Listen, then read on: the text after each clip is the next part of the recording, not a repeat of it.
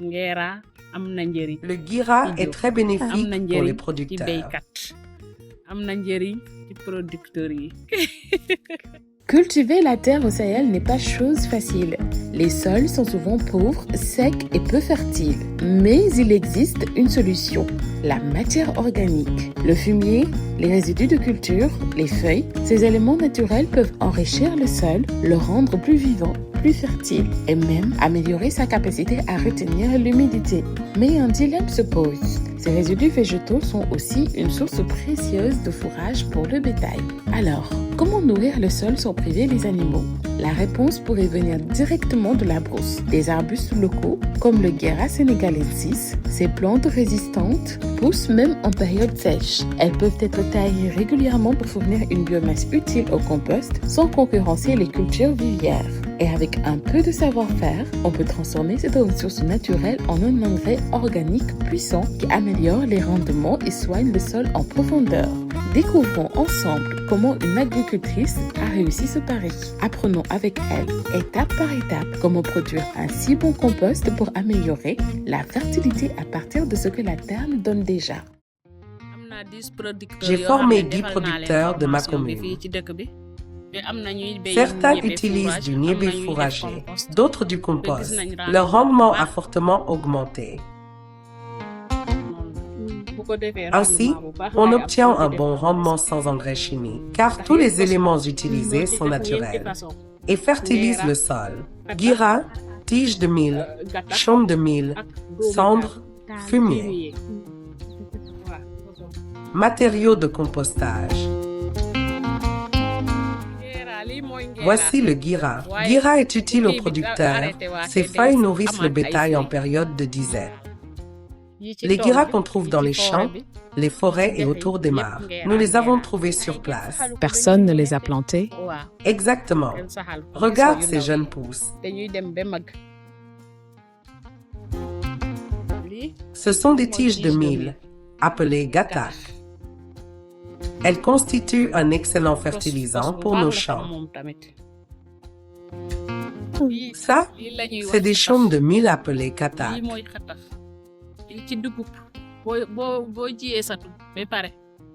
Après la récolte du mil à la machine,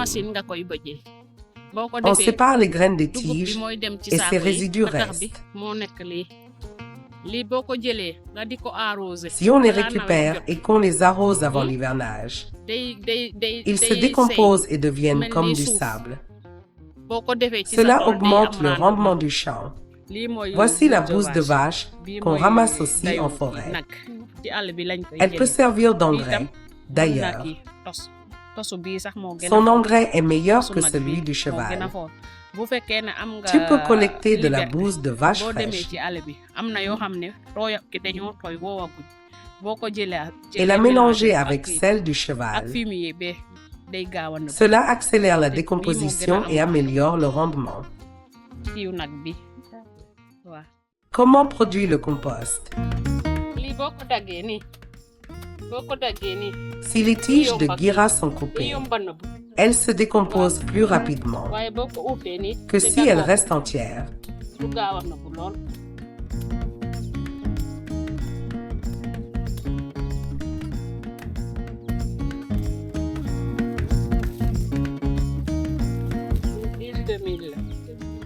Ce sont des tiges de mil que nous coupons ainsi.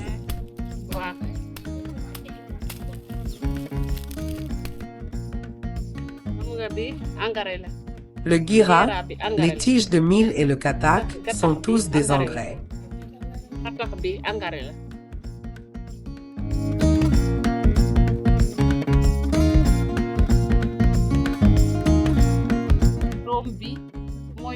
Cette poudre est de la cendre, provenant de branches de Féderbia utilisées pour la cuisine.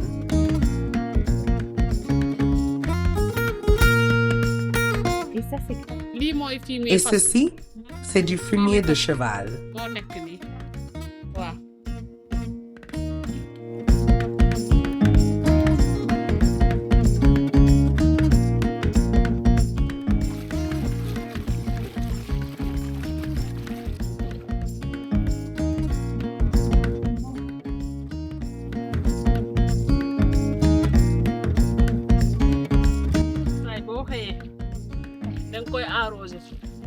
Chaque matin, nous répétons le même procédé, on arrose le tas, puis on le mélange. Cela peut être moins fréquent si l'humidité est suffisante. Le compost doit être humide, comme une éponge essorée.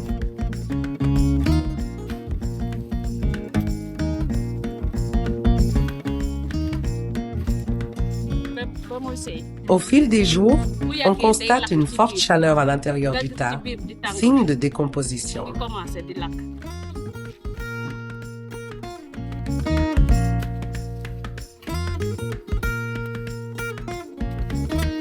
Continuez à empiler les matériaux, à les arroser et à les mélanger.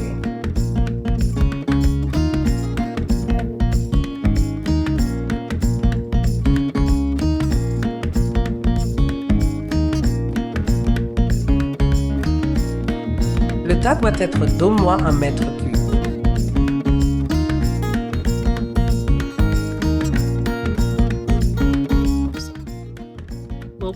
Une fois bien trempé, on couvre le tas avec un tissu pour le protéger du soleil. Il doit rester à l'ombre. Le soir, on retire le tissu, puis on arrose à nouveau. On répète ce geste chaque matin. Avant 15 jours, le processus de décomposition commence. Et tu peux même le sentir en touchant le mélange avec ta main. On le met en sac. Après la première pluie, nous ajoutons le compost autour des cultures de mil. Cela nous évite d'acheter de l'engrais. Et nous constatons une nette amélioration de notre rendement agricole. Le compost fertilise rapidement le sol en nourrissant. Et si vous ajoutez du paillis en plus, vous obtiendrez un résultat encore plus impressionnant. En ajoutant une couche de paillis par-dessus, on retient l'humidité, on limite les mauvaises herbes et on protège le sol de l'érosion. Voyez comment vous pouvez utiliser les mêmes matériaux comme paillis. Voici les feuilles de guira. Tu peux également les cueillir, les faire sécher. Ensuite, tu les disposes au pied des cultures. Une fois qu'on a semé les arachides ou le millet.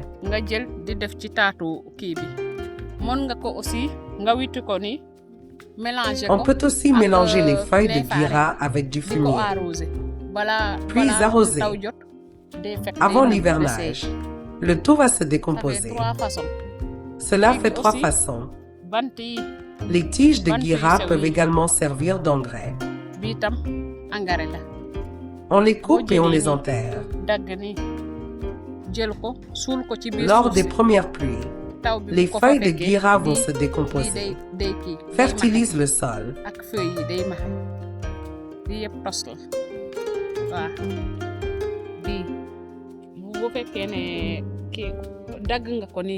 Après avoir coupé le tige de mil, si vous les arrosez régulièrement avant l'hivernage, elles se décomposeront. Vous verrez des insectes se développer dans les tas. Une fois vos semences en place, vous les étalez avec une fourche sur l'ensemble du champ. Une fois coupées, on les transporte en charrette jusqu'au champ, puis on les disperse à la fourche sur toute la parcelle. La pluie accélérera leur décomposition. Le tige de mil est un très bon engrais. Voici de l'herbe fauchée. Et ça, c'est de la paille d'arachide.